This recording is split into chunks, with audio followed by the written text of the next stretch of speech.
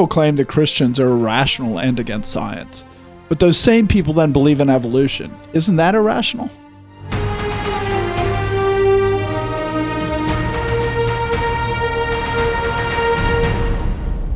Welcome to The Conquering Truth. I'm Dan Horn. I'm Jonathan Sides. I'm Charles Churchill. And I'm Joshua Horn. People want to believe evolution, even though in a lot of ways it's a pretty childish theory.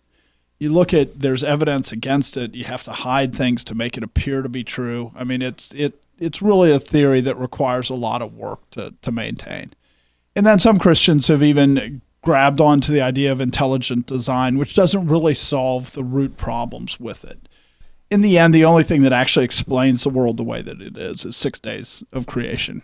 And then on the seventh day, he rested. So how have we gotten to the point where this theory is so widely accepted in the world? I mean, you said it in the very beginning of your introduction here. People want to believe it. And that's the only reason it still has any legs, is people want to believe it. With all of the evidence against it, with all of the difficulties that scientists have keeping this theory propped up, the only reason it stays propped up is we really want it to be true. And that the reasons we want it to be true are not actually that different than in the days when Charles Darwin wrote his book, Origin of Species. So it's an interesting story when you think about what was going on, because it doesn't get told quite right. It gets told from the story of just the development of science, but it's not a story about the development of science. You know, typically what people say is that there was something happening where there were changing views in geology about the age of the Earth and an acceptance of gradualism and uniformitarianism, that this is the way things develop when you look at the rocks. And, you know, from there, it's in that context that Darwin writes his book talking about those kinds of processes happening in the biological world.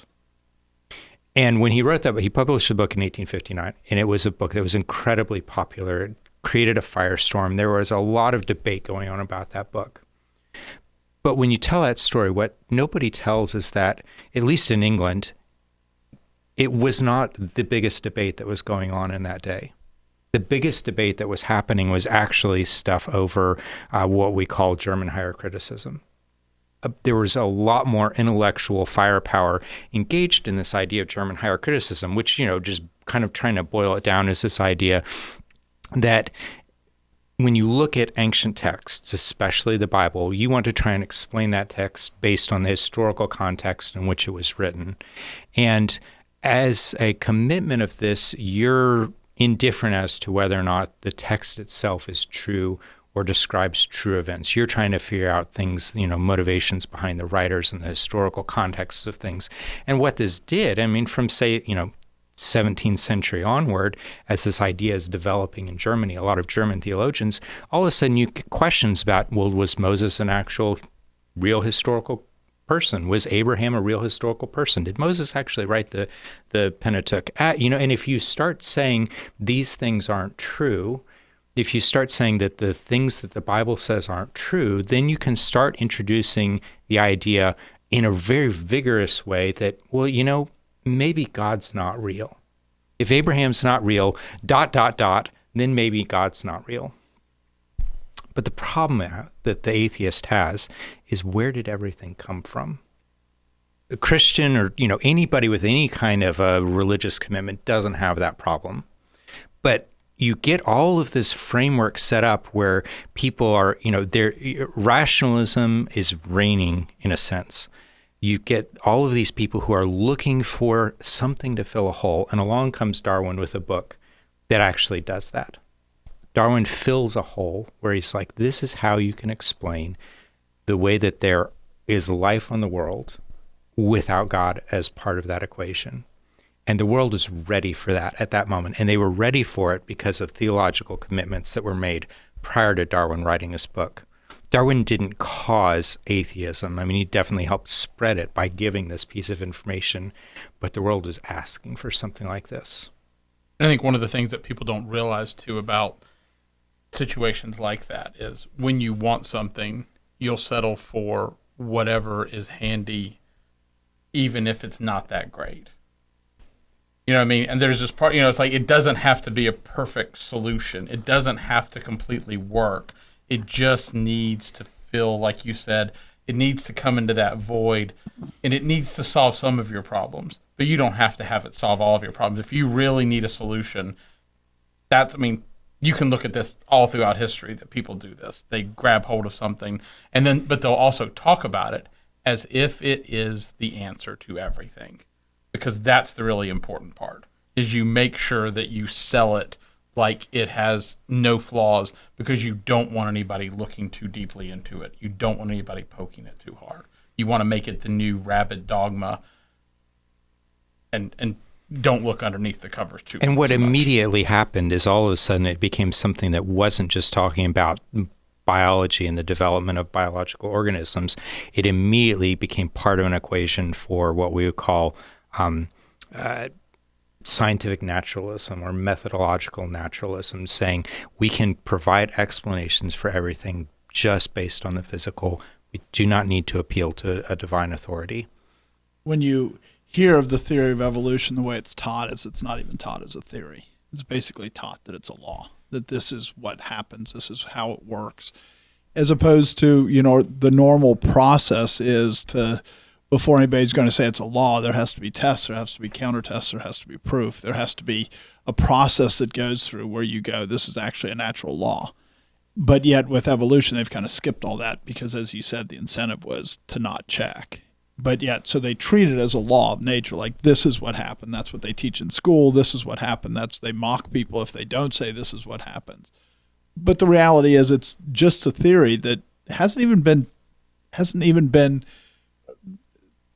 been rigorously assaulted. Hasn't been, most people try to knock down theories, but people are so eager for the idea that there is no God that there haven't been that many attacks, except later there's attacks where, you even have Spurgeon. 30 years later, he's saying, that Darwin's right. Because there wasn't even the church wasn't attacking it. Even though it was tied to atheism, the church isn't like trying to fight against it, because it's not that hard to attack. But rather than attacking it, they just let everybody embrace it because that's what the world wanted. When you talk about theories, one of the things that the people who defend evolution will say, recently there have been a number of people who have been in the news for questioning evolution, and they'll say what you said, like it's just a theory, and they'll come and they'll go, "Hey, a theory is not just this hunch," and I'm even willing to grant them that. But then they go, a theory is something that people have actually thought about, and it's been shown, and they've done a lot of different things with it, and they act like that means that it has to be true. And science is full of ideas that have even been developed fairly far that actually ended up to be, when I say completely false, the theory fell apart. There were things they were describing that were real. There were things they talked about that were legit, like Darwin talking about the birds' beaks changing over time and things like that. Some of those things are true, but that doesn't explain the origin of life and the origin of all the really, really hard things that you actually want to solve. And so there's this part of it where they act like, we've had theory, before we knew what oxygen was. For a very long time, there was this whole theory of dephlogistonated air, and it worked to describe certain things, but it was completely wrong. And it had major flaws. And if you held on to it, you would think about the world in very, very bad ways, even though it explained some things and made sense about some things. And so they pretend like this is not true. They pretend like everybody who studied any amount of science, and I'm not someone who, compared to Jonathan, I'm nothing in that. But you look at anything along these lines, and you can see this repeated over and over and over through history, and they want to pretend like it makes something absolutely true, that you can explain some things about the world through a theory. And especially after, 1960, when the U.S. government basically, in America, we'd have the biggest R&D budget, right, the biggest science budget. And the American government pretty much seized it, which means that the government controls it. And this isn't some theory. This was intentional. They even wrote things on it saying that we have to stop letting everybody do whatever they want because it will be out of control. What we need to do is have it controlled. And so the funding starts to flow through the government. But with that, what you get is the chosen theories, they get all the support. So if you don't want to work in science, you say you're against evolution. and then you're automatically on the fringes. If you say you're against climate change, you're automatically on the fringes because you've just eliminated 98% or something like that of your possible funding sources. And so we have to recognize that the system is not set up to challenge theories. The system is set up to propagate theories that have been politically acceptable. And to say there is no God is very politically acceptable. I mean, we talked about this in a previous episode, that there was a 1974 address by Richard Feynman where he gave a commencement speech at Caltech. And he basically in 1974 said he said, I see this already happening. If I didn't have the clout and stature that I had, I would not be free to pursue certain things to actually find out the truth. I think it's going to be really hard for those who come after me to actually be able to pursue science. I mean, this isn't Christian saying this. This is Richard Feynman going, this is what science looks like. This is what it means to work in this field. I don't think you're going to be able to pursue the actual truth. You're just going to be able to give them the answers they want. While still being, committed atheist and right. Evolutionist and all that. And he could still see the problem. So, but it's a huge problem. So this is one of the reasons that the theory of evolution, I mean, it's actually pretty interesting because the theory of evolution until about, 15 years ago, they had taught evolution since 1940 or something.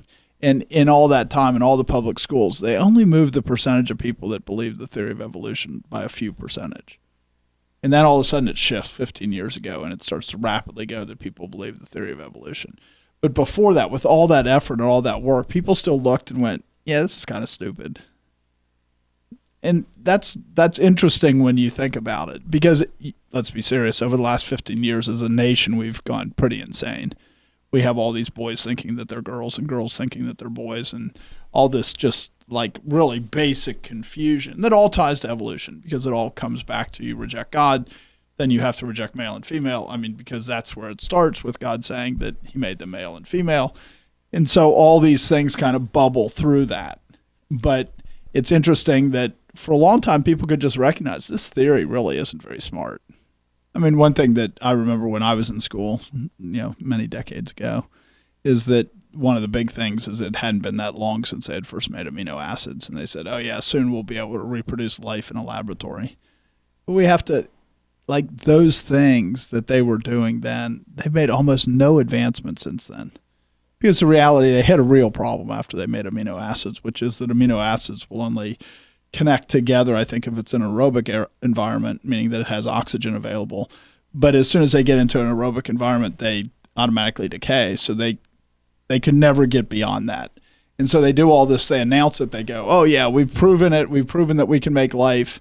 And they've never made life. They've just made a chemical compound in a lab. It's an interesting thing because that whole set of experiments is trying to solve a problem that Darwin admitted during his own day that he didn't have a solution for.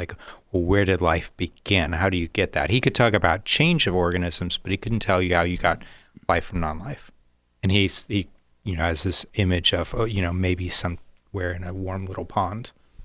And so people try to recreate this warm little pond. And there's it's a little bit technical, but it's not that hard to understand where they create these amino acids. Well, if you're just synthesizing amino acids, they are what chemists call a chiral molecule, which basically means you can have two forms that have the same compound but are mirror images of each other. And because they're mirror images, they don't behave the same. And in organic life, you have pretty much everything would be called left-handed. And that means something if you're a chemist, but they're all this one form. Well, when they're running these experiments, they get what you would expect. You get just a mix of the left and right-handed chiral molecules. So it does not actually explain how you could get this particular thing. There's no way you can go from, well, we got the building block to, well, why do we only have these building blocks in life and not this other one?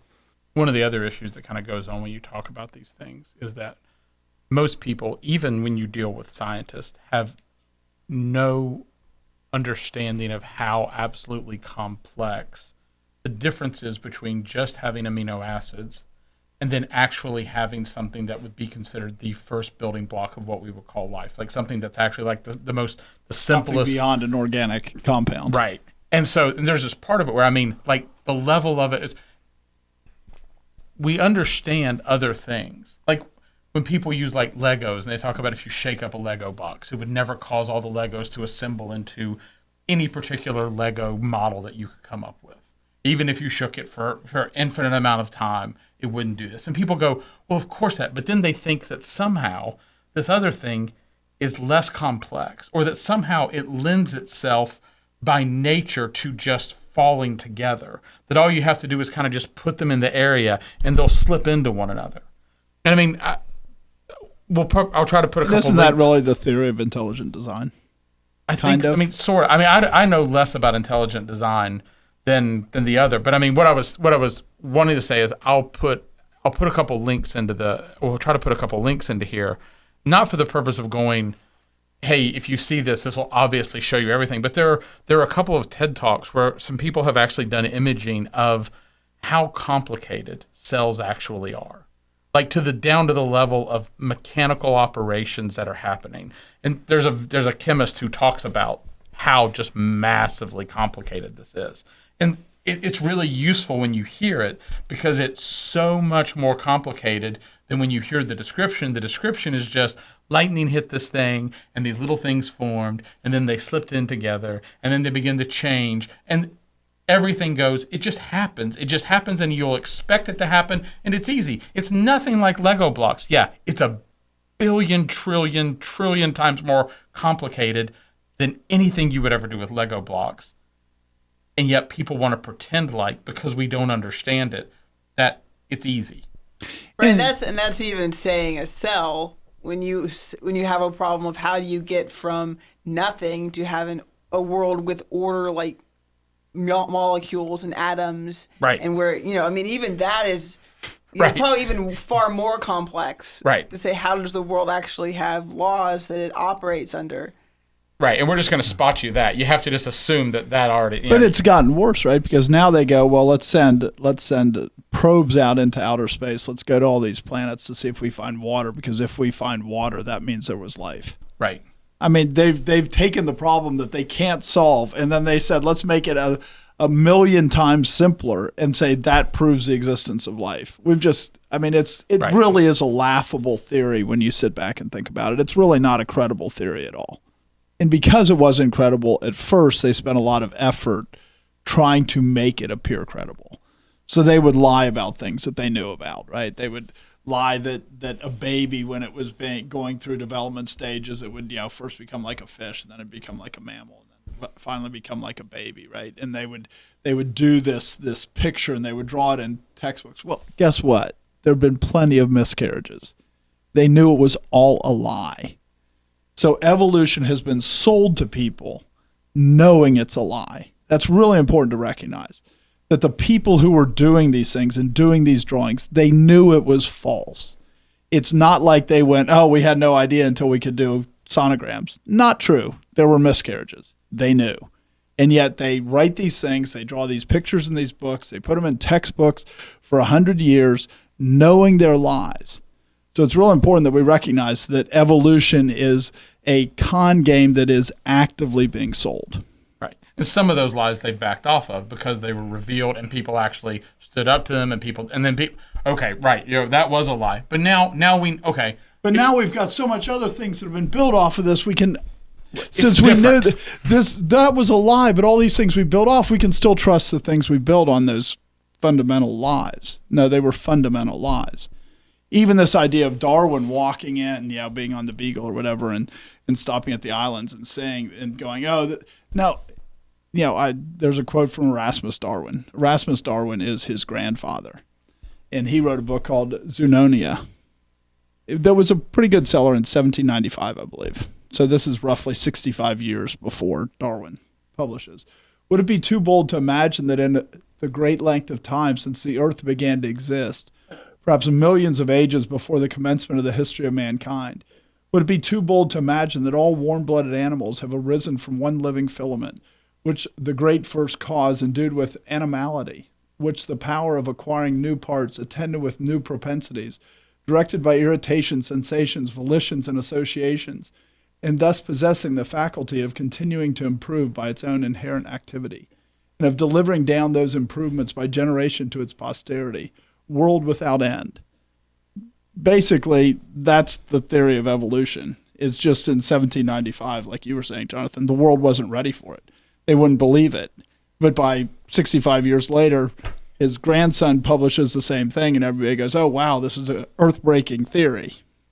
Well, I mean, the grandson Darwin does have insights about natural selection, where he can put some details to things that Erasmus is just hand-waving at. And that's why, I mean, it's when Charles Darwin writes his book, this is by no means the first attempt at evolution. You can, even Darwin says it goes back to Aristotle. You can find these attempts among other rationalistic, atheistic cultures trying to come up with an explanation for how you get stuff out of nothing without God.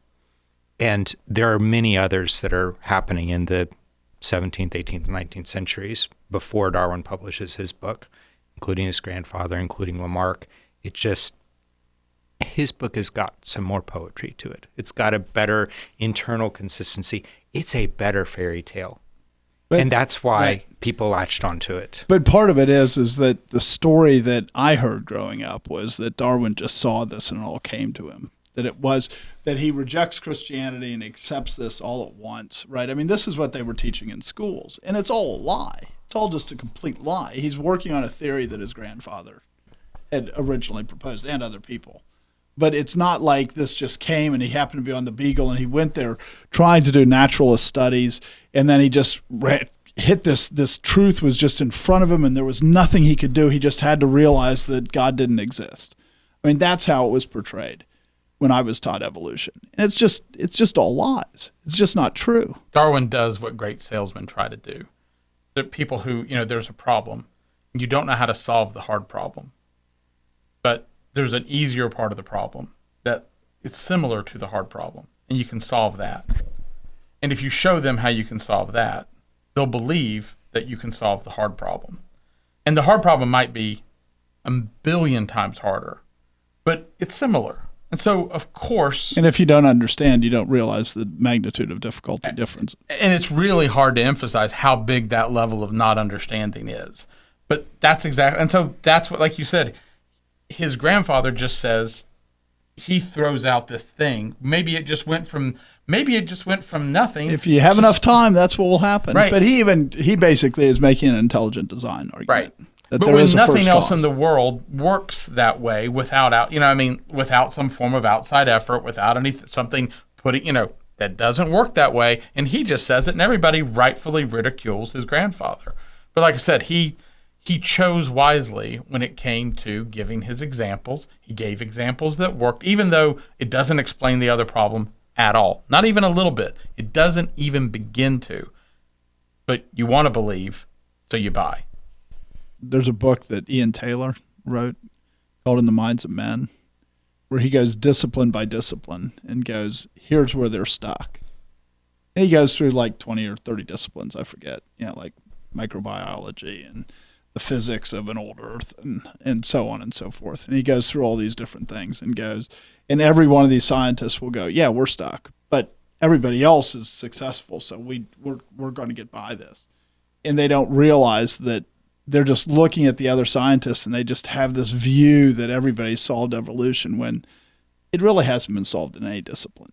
Yeah, I mean, because so much of it is based on you have an idea of what you need to be getting to. And the idea is universe is billions of years old and everything evolved. And it also... Well, they keep adding the length of time because they keep going, boy, this is a harder problem. I guess it would take 10 times longer to solve the problem. Right, and so but then you look and you look at the evidence you have, and then you have to extrapolate from that to what you think about the story of everything. And so whether or not it actually lines up, whether or not you have the full picture, that's what you have to be getting to, because what other alternative are you going to go to? And nobody's willing to stand up and say, hey, in this field, it doesn't work. In this field, in physics, like the Planck constant has been changing. It's not constant. And they just lie about the fact that it's within the percentage error. It's not true. You look at you draw the dots, and there's no question the Planck constant is changing, which means that there's a real physical limit to the age of the Earth. But yet, instead of saying, they go, well, they had to be our experiments back then. They were wrong. And so, yeah, we see this pattern, but this pattern can't be right. And they just come up with these things because they go, otherwise we'll look like fools because everybody else is saying it works in their field. But everybody else is doing the same thing. They're saying it doesn't really work in our field either. But yet the cost of standing up and saying this just doesn't work, nobody's willing to do that because that is the scientific establishment, because that's what the government is funding. I forget which evolutionists had said, hey, the reason that people believe in evolution is because the other choice is to believe in a God, and if there's a God, we'd have to answer to him. And we shouldn't deny that's really the basis of the theory of evolution, is if there's a creator, the creature owes allegiance to the creator. And so what you have to say is if you want man to be God, what you have to say is there is no God over man. It explains both why people would try and develop theories of evolution and why any of those theories would remain popular over time in the face of an inability to actually hold any explanatory power. So I do think it's worth, when we think of the theory of evolution, it is an intellectual Tower of Babel that we're creating, right? They physically at Babel, they built a tower so that they could sit in the heavens. And now we're basically saying, well, man is the pinnacle of evolution, which we're the ones that defeated everybody else. So we now sit in heaven. We are the ones that are in charge. We are the ones that can control evolution. So therefore, we're the ones that can pass laws and say, this species will be protected because we've decided this species should survive. And we basically have intellectually put man back in the Tower of Babel. As opposed to, from a scriptural point of view, God has put man in the position of dominion, but man as a servant, right, and man is to serve God by doing this duty, and by looking at his goal is to glorify God by using creation appropriately, which is a very, very different way of thinking about it. And a lot of the things that you do end up being the same, right? Right? We shouldn't pollute water. Christians can agree with that. Unbelievers can agree with that. Right? Evolutionists can agree with that. But just because it comes to the same result, the mindset really matters. And I mean, even when you say that phrase, the answer might be, it depends on what you mean, how much water is getting polluted, where is the water being polluted, who is it? Because there's a part of it where if you just treat it as the world we have this, we should treat the world in a certain way, you can say pollution is objectively bad. But there's times where you need to produce pollution to do what you're doing. And so there is just this real part of it where the shift is really major in how you think about how you should drive things and what you're trying to accomplish in the world. And if you have an evolutionary naturalistic worldview, what is pollution and what is this should concept? Right. I mean, right. Why is it wrong to do that? I mean, aren't you helping speed up evolution, more survival of more fitter organisms? And it's interesting when you think about, say, what God says is happening in Romans 1, where he gives people over to a debased mind, and the things that happen, the confusion that happens when you change the glory of God for the glory of four-footed things. It's what's happening in the midst of anybody who admits some kind of level of intellectual honesty here and says, well, let's put ourselves in the position of God, and then realizes, oh, wait, according to this theory, I'm not actually any more special than any other natural thing. Yeah, it has this great contradiction, doesn't it? Yeah, there's this contradiction, and you can't say that there are higher organisms.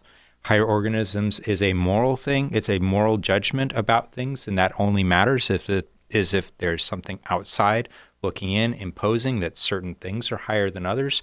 You're just as much a historical accident as any bacterium. So there's nothing more special about you other than what you might decide to impose by force. And this is why evolution is so tied to, say, veganism or genocide or the environmental movement, or in the early days it was tied to eugenics, and right. But there's nothing everything it does contradict itself because it's not a consistent picture. So on one hand you say, well, killing a dog and killing a man is the same, and then on the other hand you say it has to be man that's destroying the world because of climate change. It's man. And so you make man this pinnacle, and you make man no different than anybody else, and so you just create it's just all this confusion. So you get all these things that are driven by evolution that are self-contradictory. I mean, they don't agree. It's not like everything that the vegan is also saying, obviously man is the one that's destroying the world, because they say both, even though if man's just another organism, what is destroying the world? You can if it gets hotter so that you have certain bacteria that flourish, what's wrong with that? You can murder your neighbor and worship yourself all in the same breath. And say your neighbor should be worshipped and not see any contradiction. Right. It's just all confusion. It is important to see that there are real movements that come because people are buying evolution. And those movements are bad. Those movements, I mean, you even get things like the UN and this idea that man should all be one thing, and that we should, again, it's that Tower of Babel, and that we're destroying the earth. So you get this trillions of dollars that have been spent on climate change. And you get, all this comes in one of the most obvious changes that's happened since the theory of evolution is the consolidation of power in government. Governments are more powerful than they've almost been since the fall of the Roman Empire. Earlier I said, hey, this is a fairy tale. And it's a fairy tale in the order of Kipling and his Just So stories. Like, we're going to explain how the leopard got its spots, and we're going to do that for biological organisms. And then there's just nothing there. There's nothing underneath it other than if we tell a story loud enough, if we call creationists idiots enough times, then maybe we'll be able to push this through. And that's despite the fact that it just contradicts all of our experience. We don't see this kind of thing where complexity comes from non-complexity, where order comes out of disorder. It just isn't the way that the world works in the most basic senses. Right. One of the most, as a physicist, one of the most basic laws of nature that's considered a law of nature is that everything increases in entropy. Well, entropy is confusion. And so the idea of out of chaos will come order is contrary to every single thing that anybody has ever measured. Not like most things, like every single thing, to believe that chaos will come out of order. Yes, you can make something order more will come orderly. out of chaos. Excuse me. Right. That you will make order come out of chaos. Right. You can make something more orderly. You can take metal ore and you can make it so that it's into a cup or whatever. But in doing that, you expel a lot of heat, which is disorder. And so this is just so fundamentally contrary to what everybody has understood about physics for hundreds of years. And then we turn around and go, but obviously in evolution it works completely different than everything else in the universe. There's real practical consequences to believing that. There's real philosophical things you have to deal with if you want to say that order comes out of chaos, because there's so many other things that you have to say either come out of chaos or just don't make sense. Joshua alluded to one of them earlier. You have to give an explanation for where morality came from. The Christian doesn't. Christian has no problem with saying where morality comes from. But if you don't have that commitment, then you either are just saying, well, everything's chaotic all the way down, and morality just doesn't make any sense whatsoever. Or you can say, oh, somehow or other, morality emerges over the course of time, over the evolution of the human species. Or you say that morality is some kind of a contract, a social contract, so we don't all just kill each other. But in any of those solutions, there's problems down the way, and none of them are internally consistent. None of them give you any kind of foothold and everything, and it all comes from the fact that you've made a commitment with chaos. And if that's your bedrock, then anything you build on top of that is shaky. And for those people who don't believe that morality exists, we run into the same problem with logic. And if you've never listened to what's called the Great Debate between Bonson and Gordon Stein, it's worth listening to. It's a debate between a materialist and someone who believed in God. And at one point, very early on in the debate, the person who believes in God looks at the materialist and says, until you can prove the existence of logic, I'd like to ask for the rest of the debate that you not appeal to it. I can explain the existence of logic in my worldview. You cannot explain how logic exists in a purely materialistic universe. And, he goes, well, maybe it's just a mental construct. And the guy goes, if it's just a mental construct, we could both agree that we've both won the debate tonight and go home. And no one in the audience would be satisfied with that, and neither would either of us. And there's just this moment where, the materialist has nowhere to go. How do you answer the fact that, is there some place in the universe where A doesn't equal A? Is there some place where you can just say the laws of logic don't apply? And from where do they arise? From what material are they caused? And so they start to use reasoning, right? Like kind of back to your point with Darwin, what he looked at was microevolution, right? That in a specific case, that if you like the moths in the tree and all these things, that they're easier to hunt, so that produces all white moths. Well, microevolution nobody disagrees with, which is all that he saw, right? The changing of the beaks. But then they go, well, from microevolution, you get macroevolution, where you get creation of species and all these other things. But everybody knows that from micro chaos, that produces chaos. It doesn't produce order. So then why don't they logically have to follow the same thing to say that if you have more increase of chaos, it produces less order, not like from a little chaos you don't get any order. So why not from a lot of chaos you get a lot of disorder? But yet they flip it, so they're not even consistent logically. And you talked earlier about the salesmanship that Darwin had, and this is really key with this particular instance, because Darwin was able to push this argument through, and this argument had a lot more weight than it does even in our day, because you said, well, nobody disagrees with microevolution. Well, in that day they did. Sure. You had church people who had commitments to the immutability of species, that these things were fixed and did not change whatsoever. And even though at the same time they were taking, they were in plants, they had done it for thousands of years. Everybody knows that everybody was changing species in a plant, but it was still a pea plant.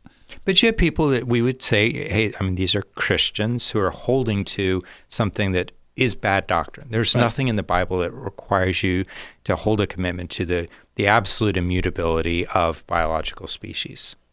And yet they held that, and it's a weak part of their argument where Darwin came through and said, well, look, the beaks and finches and finch populations change relative to the food sources that are available to them. Therefore, species can change. And once you say species can change, then, well, you are open to hearing, well, maybe one species can change into something just fundamentally different.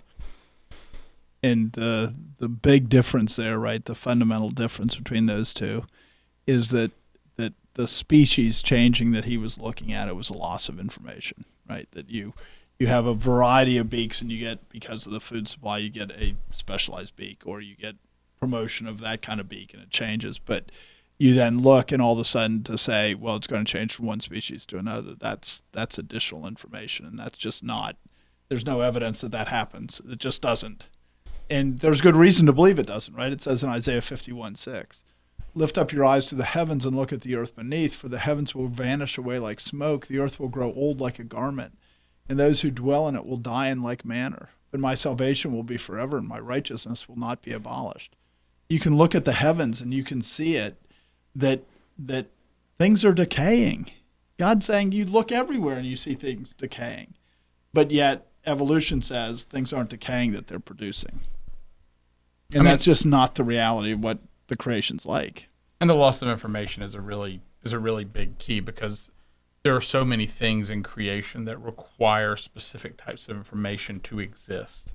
And they require those specific types of information to exist ahead of time. It's, where did the information come from? The information, how do you read information? You need something that, it's like if you had a cassette player and a cassette tape. Well, how about a DVD? I'll use more modern technology. If you have a DVD player and a DVD, well, who's going to make a DVD player if you don't have a DVD? And who's going to make a DVD unless you have a DVD player?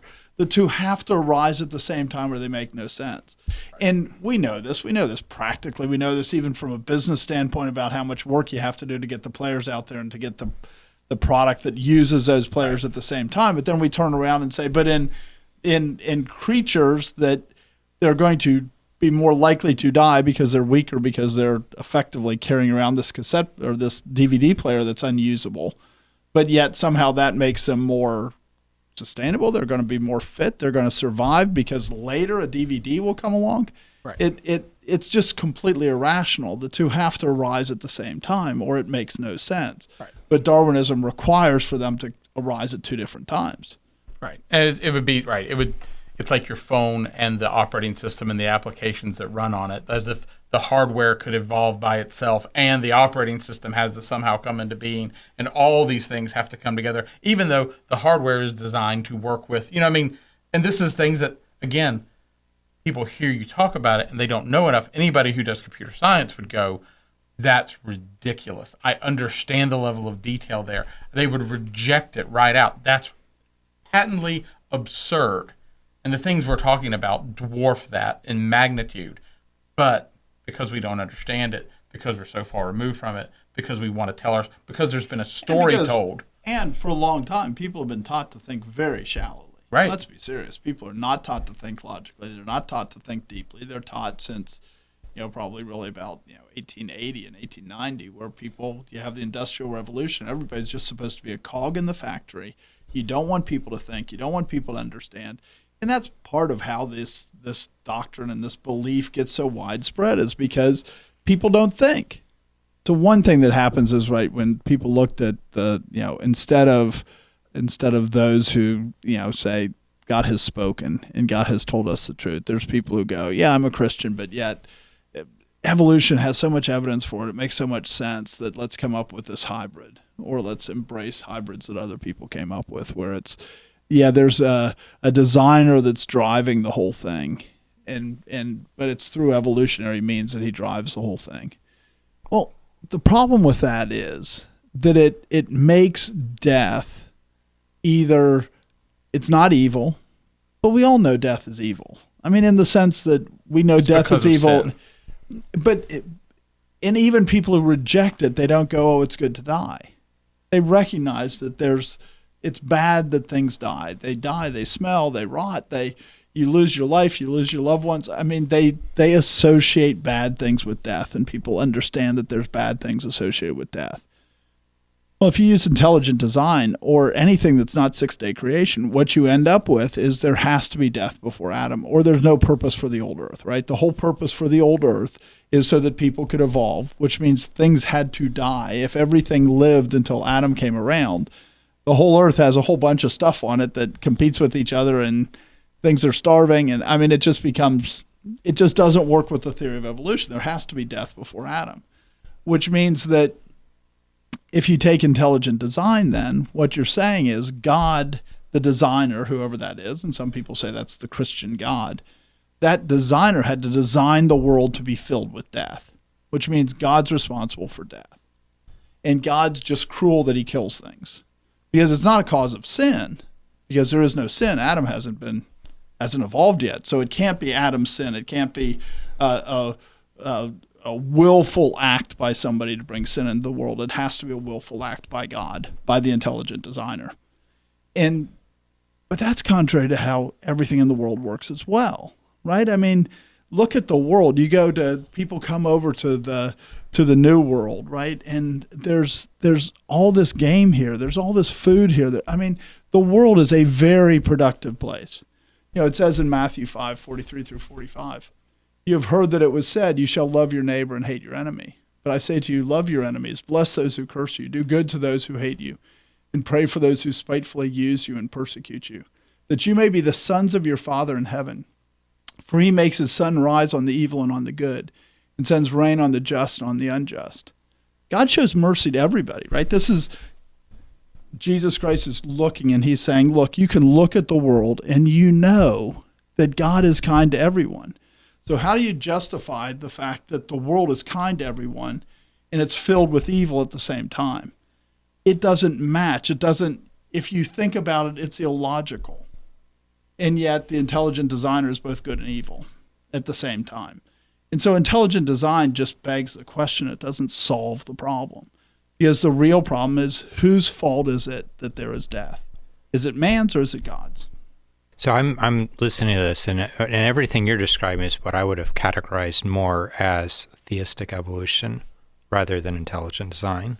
Intelligent design is this movement that came around, like 80s and 90s, that was a movement that is agnostic as to who the designer is. It's more just an idea that we look at this and we see things that cannot be explained without an intelligence. So if you use the term God or use the term designer, they're Right. still assigning both evil and good to the same designer. And so you still have for theistic evolution, right? That subset of intelligent design that would be the old earth Christians, so to speak, where they're saying it is God of the Bible, but he didn't do it the way he said it because he doesn't tell the truth.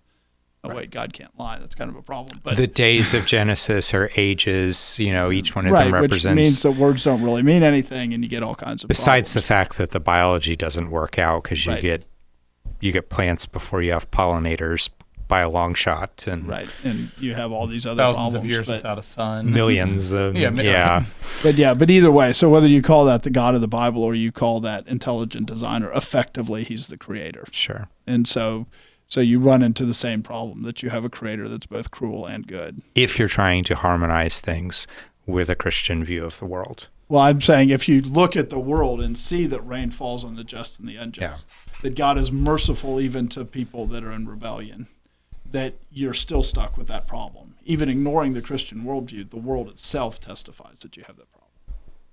I mean, and you referenced before that Spurgeon kind of got caught up in this. And it's relevant. But what you mean by that is there are two sermons by Spurgeon where he just in passing begins to talk about the ages before man, that the world existed before Adam, that there were ages and untold ages and things done. And it was one of those cases of probably Spurgeon had someone who talked to him about this. He hears this, and he's not thinking about the theological implications, where Scripture is just really clear. Death came by sin, and that sin was caused by Adam.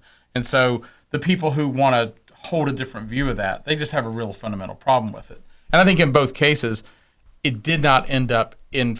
I don't know whether I've never heard of been able to find anywhere where Spurgeon came out and addressed it. Somebody may be able to find that, but I don't see also anywhere where it continued to grow, where he continued to talk about it, and it didn't infect his view. But you can see, but in that my sermon, point more was that it didn't. It wasn't a battle that he saw as important enough to fight. I mean, he more just said, "This is what everybody believes, so that's fine," right. As opposed to the church actually had a duty to fight it, and it failed to fight it. Right. I mean, one of the old quotes used to be that theology was the queen of the sciences, and there was this part of it where, the reason for it was because it governed so many other things. There were aspects where you looked at theology drove the shape of the world that could exist, and that you had to reconcile your view of God with your view of the world, because there was no way to imagine a world without a God.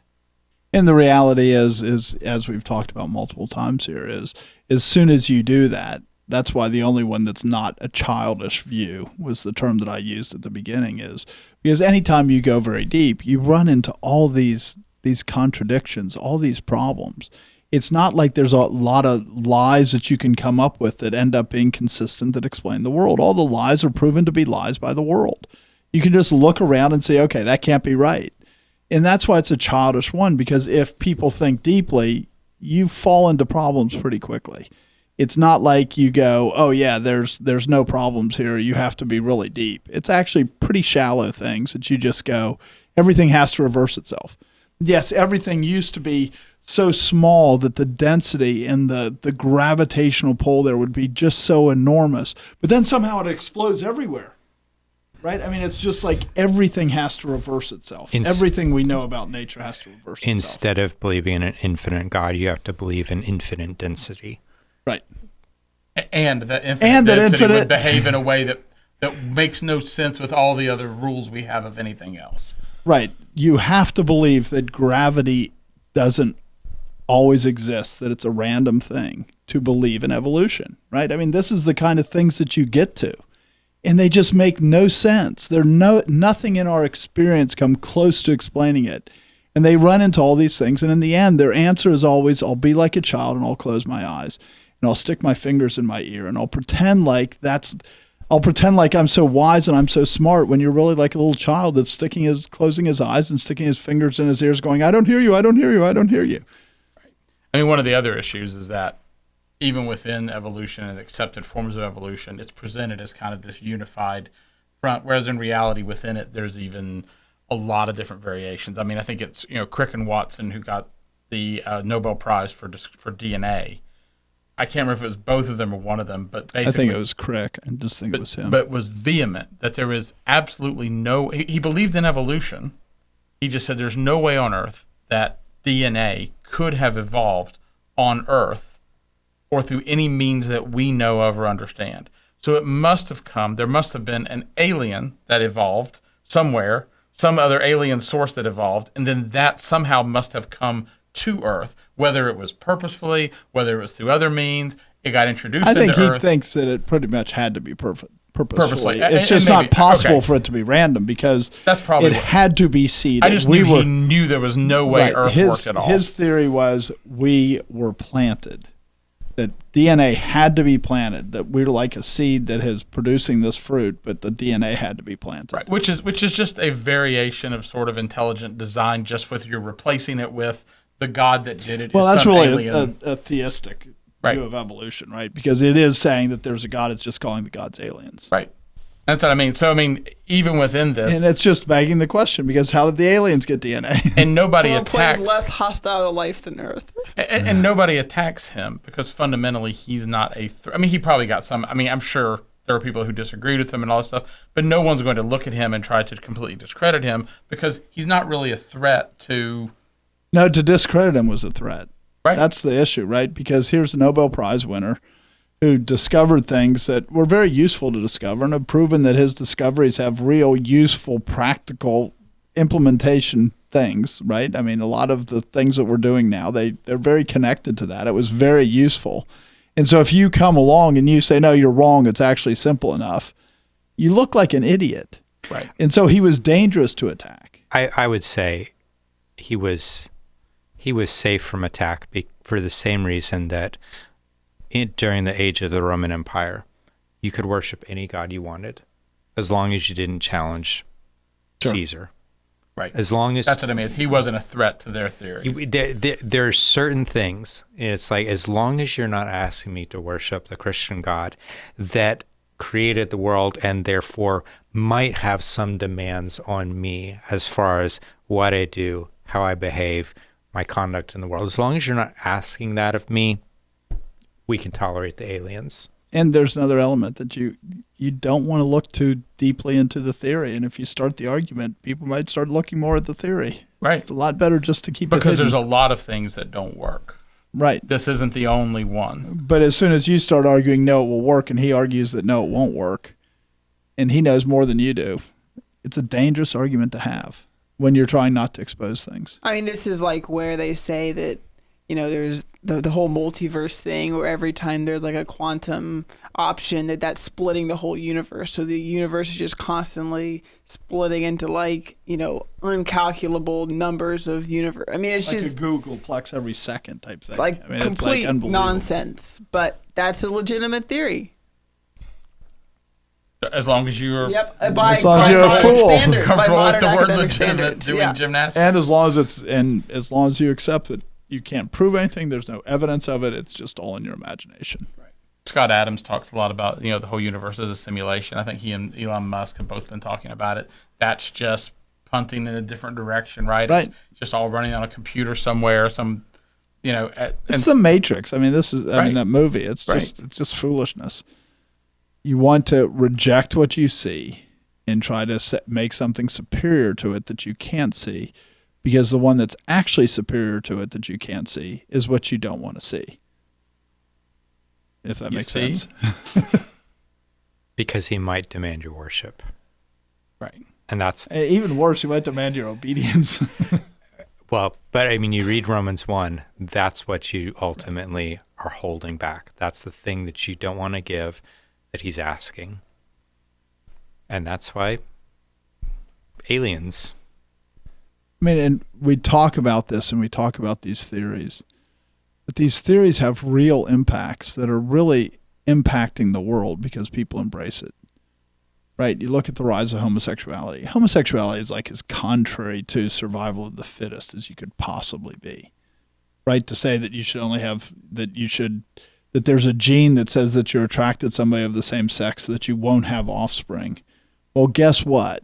That kind of eliminates survival of the fittest because you won't propagate the species. And so this idea that there's this homosexual gene, it's so contrary, but yet they're arguing from anybody that's homosexual, they're virtually all of them are going to argue strongly for evolution, even though it's completely contrary to what they want. Because if it's evolution, you can't say what it says in Genesis 1, that male and female, right? Genesis 1:27. So God created man in his own image. In the image of God, he created him, male and female, he created them. And so you can't say that Adam married Eve, so therefore that should be that's the pattern. So you get homosexuality from evolution. You get the gender stuff because you say it wasn't God that created man, male and female. If it's God that created male and female, you can't change. But if evolution, you can.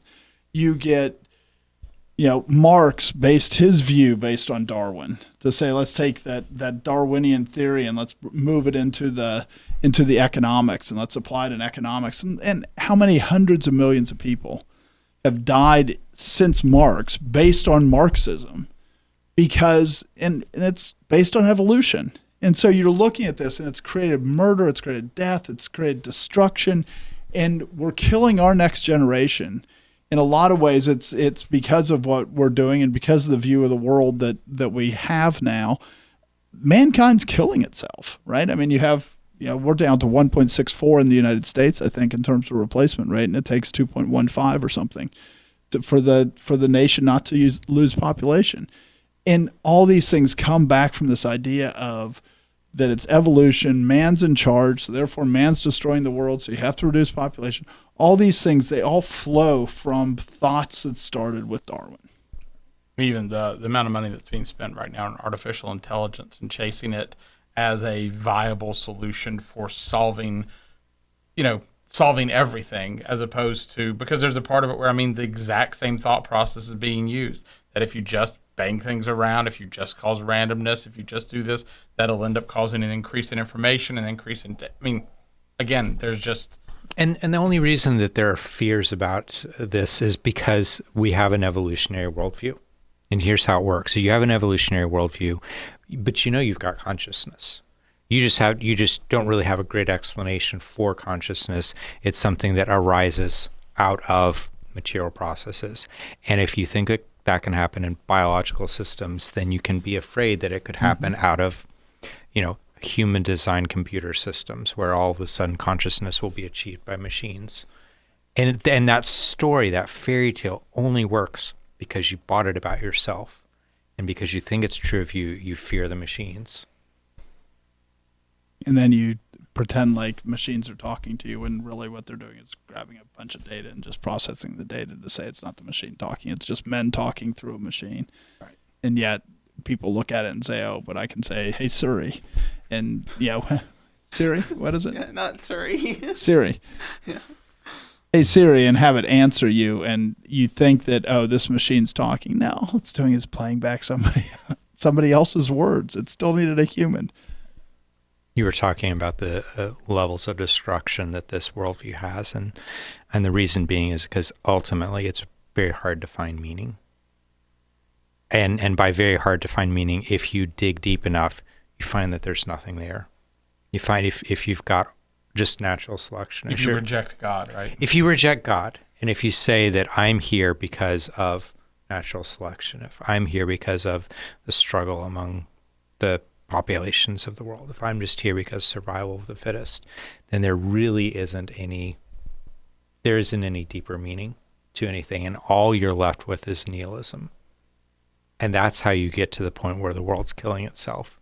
Right. That's how you get to the point where The only thing that's meaningful becomes to rebel, which is where we still are. And that doesn't that's very shallow, but that's basically what you're seeing. That's what you're seeing when you see like 20% of New York students wanting to say that they're not male or female. I mean, they're so desperate for meaning. The only thing that they see as possible meaning is rebellion, which doesn't really have meaning either. And after a while, if everything's rebellion, you realize you have nothing left to rebel against. Right, which is what's happened with the homosexuals. They were all about rebellion. Then all of a sudden people embrace homosexuality, and then they go, but how do we rebel against this? And it just creates this. I mean, it's when you embrace loss of information and structure, that's all you're left with is loss of information and structure. And so, is there any surprise? And as you lose information, how do you rebel against the loss of information when there's nothing left to? I mean, it's just death. Right. The end of it is death. In the Christopher Hitchens and I think Wilson's debate, there was a point where he talked about. I think I've said this before, where he said, if all we are is material, then we could just liken the two of us to 2 bottles of soda that we shake up, take the caps off, and just let them fizz at each other. There's really no difference between you and I talking to each other and those 2 things fizzing. And I mean, there's a point where rebellion just becomes that. It just becomes static. It just becomes, Camille Paglia's ranting in her article about the value of Madonna versus Miley Cyrus, because she's like, he goes, Madonna had the church to rebel against, and we needed the church to rebel against. Miley Cyrus is just a body moving on stage for no reason. You know what I mean? And so Camille Paglia, you see this atheist sitting here going, I need the church to have meaning, because without it, I have nothing. And I don't want that.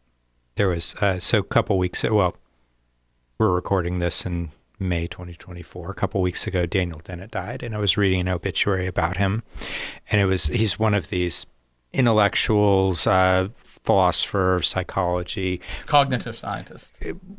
Yeah, really. I mean, he's kind of one of the village atheist types, just hardcore atheist, and I don't know. Not anymore. Not anymore, but in a defining sense. And the article was saying, well, who's left now that he's dead? It's like Richard Dawkins. Well, even now, Richard Dawkins is coming out saying things like, I sort of like the world that Christianity delivers. I like the products. I don't want to believe it. I don't want to believe it. I know it's not true, commit. But I just wish it was. Yeah. That's kind of where they are. Yeah. And because it actually gives meaning. It's very sad to have no meaning or no purpose. And it gives meaning, and meaning gives order and structure and drive, and evolution just gives accidents.